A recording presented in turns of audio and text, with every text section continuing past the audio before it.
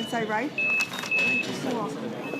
With his drama Disgraced, now on Broadway, Oh, my God. Ayad Akhtar has had 3 plays produced on the New York stage within a year.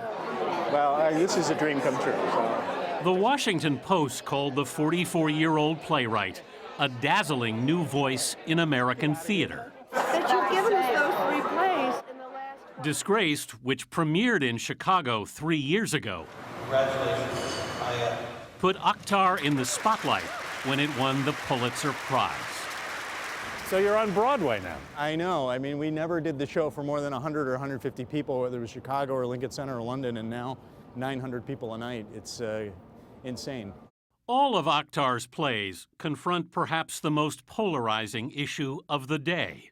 Islam has no monopoly on fundamentalism. It doesn't come from a text. You don't need to patronize me. You've been patronizing me this whole conversation. I think you can bear with being patronized just a bit. The Muslim experience in America. For a lot of people, to see or hear the word Muslim is not too dissimilar to hearing the word cancer. So that's something that you're up against, though, as a playwright. As a playwright, as a novelist, as a whatever, you know, I mean, yeah, I am, but it's not, I can't, what am I gonna do about it? You know, I just keep telling really great stories. Right. And hopefully enough people catch on and they're like, you know what? It's not about that. It's about something else, like being human. The main character in Disgraced, Amir, is a Pakistani-American corporate lawyer trying to run from his Muslim roots. You know, I had to read the Quran in college, and what I remember is the anger. Thank you. It is like one very long hate mail letter to humanity. That is not true. But in hiding his identity, he can't suppress his bitterness. Did you feel pride on September 11th? If I'm honest, yes. That's when a friendly dinner party disintegrates. That we were finally winning. We? Yeah. You see, I forgot which we I was. You're an American. It's tribal, George. It's in the bones. If critics were impressed, Akhtar admits some Muslims have complained. I get a bum rap from a lot of folks in my particular community for quote-unquote airing dirty laundry, as it were. You're writing about a highly charged subject matter right now. Right. Do you feel like you have to tiptoe around a lot of things? I don't. And I think that's why the work seems to have resonance, but also has, you know, a lot of detractors, and there's a lot of misunderstanding. Do you consider yourself a Muslim? Culturally, yes. I have a non-denominational religiosity about me. Right. But I think there's probably a very deep Islamic cast to my inner life. We caught up with Akhtar at Yaddo, the writer's retreat in Saratoga Springs, New York. Do you get a lot of work done up here? Last time I was here 5 weeks. I finished a 188-page 3-act play. I started on. Akhtar first wrote about his roots in his 2012 novel, American Dervish. But for years, he says, he denied his Islamic heritage. What part of these plays is you sorting out who you are? All of them. All of it. And what answers have you found? I don't know that I don't know. The great thing about being an artist is you don't have to find any answers. It's also why the pay is limited.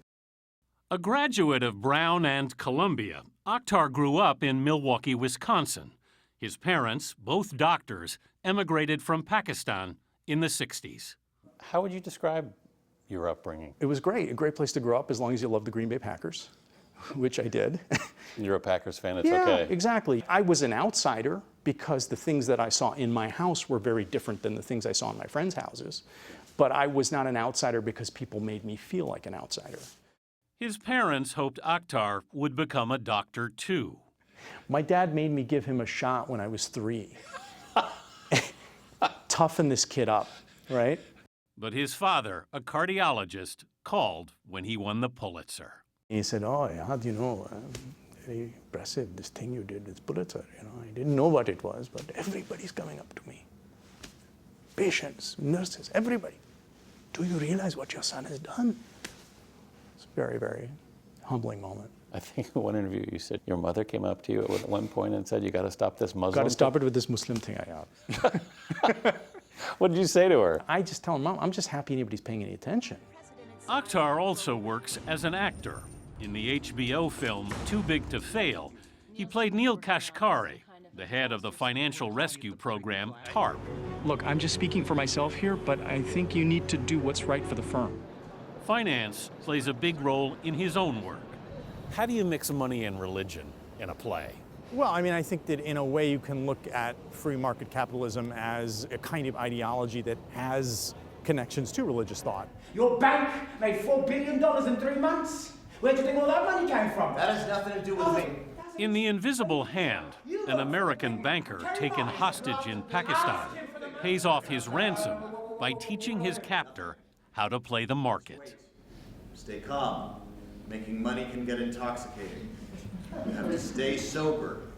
Bad things happen when you're not thinking straight. Everything's down, it's dropping. Rest of the market. Steady.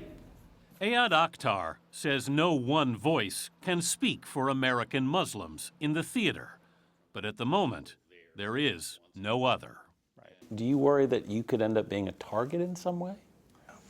You know, I mean, my agent has at times worried about that. And if I have that fear at times, it's likely paranoia. And to the extent that it's not, it is the duty and calling of an artist to speak truthfully. That's it. There's no further discussion beyond that, as far as I'm concerned. Right. Consequences are what they are. Right.